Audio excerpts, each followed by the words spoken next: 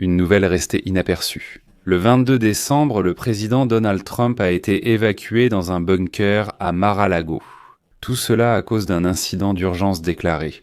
Au moment même où le sort des négociations de paix sur l'Ukraine se décidait en Floride, l'espace aérien au-dessus de la tête du président des États-Unis a été violé.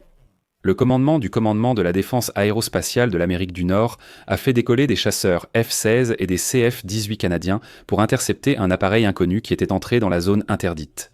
Le service secret a aussitôt évacué Donald Trump dans un bunker spécial. Dans le ciel, il y a des traînées de condensation. Sur le sol, c'est la panique évidente, et sur les réseaux sociaux, des théories du complot apparaissent. C'est alors que les réseaux sociaux se sont interrogés.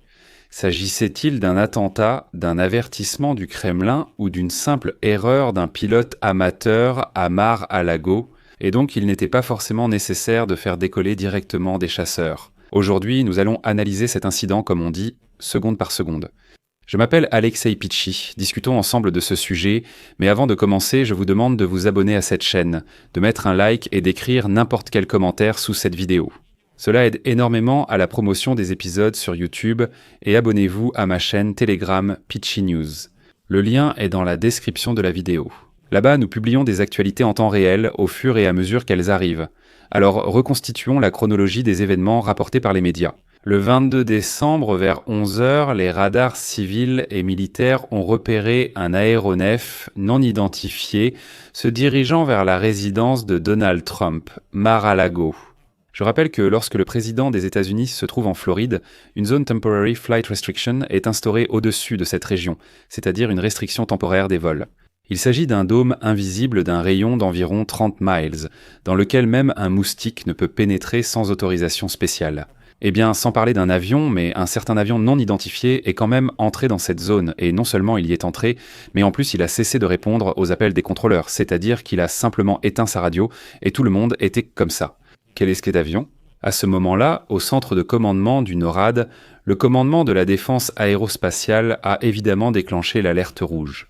Selon le protocole, des chasseurs en alerte ont été aussitôt envoyés pour intercepter. Des F-16 américains ont immédiatement décollé, ainsi que, fait intéressant, des CF-18 canadiens qui patrouillaient ce secteur dans le cadre du système de défense aérienne intégré. Pour atteindre la cible à temps, les pilotes ont reçu l'ordre booster, c'est-à-dire de voler à vitesse maximale. Et là, en Floride, la panique a commencé, car lorsque les chasseurs passaient en supersonique, une explosion retentissait. Sur les réseaux sociaux, on écrivait déjà « c'est presque un bombardement ». Voilà ce qui se passe au-dessus de la résidence de Donald Trump. Il est évident que Trump avait bien sûr des raisons de s'inquiéter. À Miami, il y a tout juste eu des négociations avec les Russes qui ne se sont pas terminées exactement comme les Russes le voulaient dans la mer des Caraïbes, n'est-ce pas ? La flotte américaine bloque le Venezuela, Israël avertit que l'Iran pourrait préparer une nouvelle attaque de missiles sous prétexte de souffrance. Et là, un avion inconnu vole directement vers la résidence de Trump. Les services secrets américains ont agi selon le protocole. Trump a été conduit dans une pièce sécurisée sur les toits. Des systèmes portables de défense antiaérienne Stinger ont été déployés à Mar-a-Lago. Oui, les mêmes que ceux utilisés par les forces armées ukrainiennes. Et l'atmosphère était telle qu'un seul faux pas et un avion intrus auraient simplement été abattus. Mais qu'est-ce que c'était ? Pourquoi cet incident ? Ce n'est pas simplement une erreur de pilote, vous savez. En géopolitique, il n'y a pas de hasard, ou ils sont très mal vus. Regardons donc le contexte. Comme évoqué précédemment, les négociations à Miami sur la guerre Russie-Ukraine ont été difficiles. John David Vance évoque une percée alors qu'il s'agit en réalité d'une impasse dans ces négociations. La Russie exige le Donbass, tandis que Trump est occupé à mener une opération autour du Venezuela.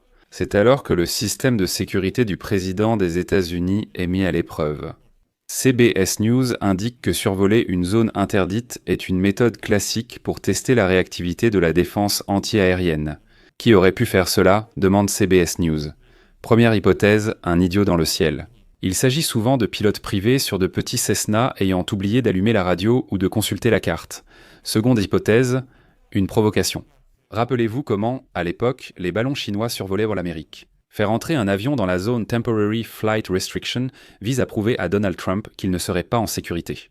C'est comme pour dire « tu n'es même pas en sécurité dans ta propre résidence ».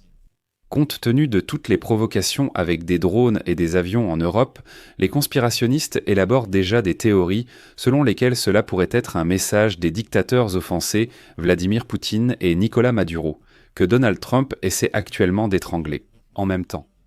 Le plus effrayant dans toute cette histoire, c'est la procédure d'interception elle-même. Comment cela fonctionne-t-il ? Le chasseur s'approche de très près de l'intrus, le pilote du F-16 balance les ailes pour montrer « Suontuela, suis-moi ». Si l'intrus ne réagit pas, l'avion militaire largue des leurres thermiques devant le nez de l'appareil civil. C'est le dernier avertissement, l'étape suivante, c'est l'ouverture du feu pour détruire la cible. Le 22 décembre, les F-16 sont partis intercepter, mais tout s'est bien fini. Au final, le commandement de la défense aérospatiale de l'Amérique du Nord écrit ce qui suit. Je cite : « Ce matin, des chasseurs F-16 du commandement de la défense aérospatiale de l'Amérique du Nord ont intercepté un avion qui est entré dans l'espace aérien interdit au-dessus de Palm Beach. » La situation a été résolue avec succès. Avant chaque vol, vérifiez et surveillez les zones de vol en vigueur. Enfin, la dernière demande suggère très probablement qu'il s'agissait d'un avion civil. Néanmoins, cet incident a touché le point le plus sensible de Donald Trump, à savoir son sentiment de sécurité. Et nous nous souvenons de l'année 2024 de la tentative d'assassinat à Butler, lorsque la balle a effleuré l'oreille. Nous nous souvenons de la tentative d'assassinat dans le club de golf. Trump sait qu'il est visé par l'Iran, des radicaux isolés, etc., et va donc devenir encore plus paranoïaque et dur.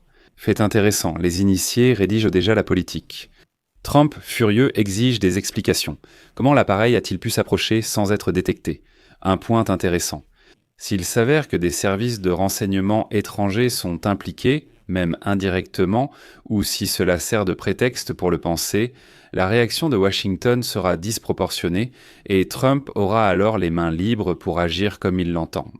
Et, à propos du Canada, il y a ici un autre détail intéressant que beaucoup ont, pour une raison quelconque, négligé. Des CF-18 canadiens ont participé à l'interception. Ceci rappelle que le système de défense des États-Unis et du Canada, le NORAD, est unifié. Trudeau, le Premier ministre, avec qui Trump entretient des relations compliquées, a immédiatement fait une déclaration sur le partenariat. C'est une ironie du sort intéressante. C'est-à-dire que Trump menaçait d'annexer le Canada, Trump mène une guerre commerciale contre lui, mais quand il s'agit de la sécurité de Donald Trump lui-même, ce sont les chasseurs canadiens qui le protègent. Comment cet incident s'est-il terminé ? Eh bien, heureusement, l'avion contrevenant, selon les premières informations, ce n'était qu'un avion privé, a été forcé d'atterrir sur l'aérodrome le plus proche. Le Bureau fédéral d'enquête interroge le pilote, probablement pour négligence. Mais néanmoins, cela peut montrer que de tels incidents peuvent aussi effrayer l'Amérique, tout comme la Russie effraie l'Europe avec ses drones et ses avions. Je vais mettre des points de suspension ici. Donnez votre avis, vos conclusions dans les commentaires sous cette vidéo. Abonnez-vous à la chaîne, cliquez sur la cloche et n'oubliez pas de mettre un like. Les amis, si cet épisode vous a intéressé ou été utile, vous pouvez remercier le travail de cette chaîne YouTube par un don ou un abonnement payant via les liens et coordonnées. Dans la description, il est indiqué qu'on peut soutenir la chaîne Alexei Pesci. Choisissez le format qui vous convient le mieux. Je vous serai reconnaissant pour tout soutien de votre part. C'est tout pour aujourd'hui. Prenez soin de vous. À bientôt à tous.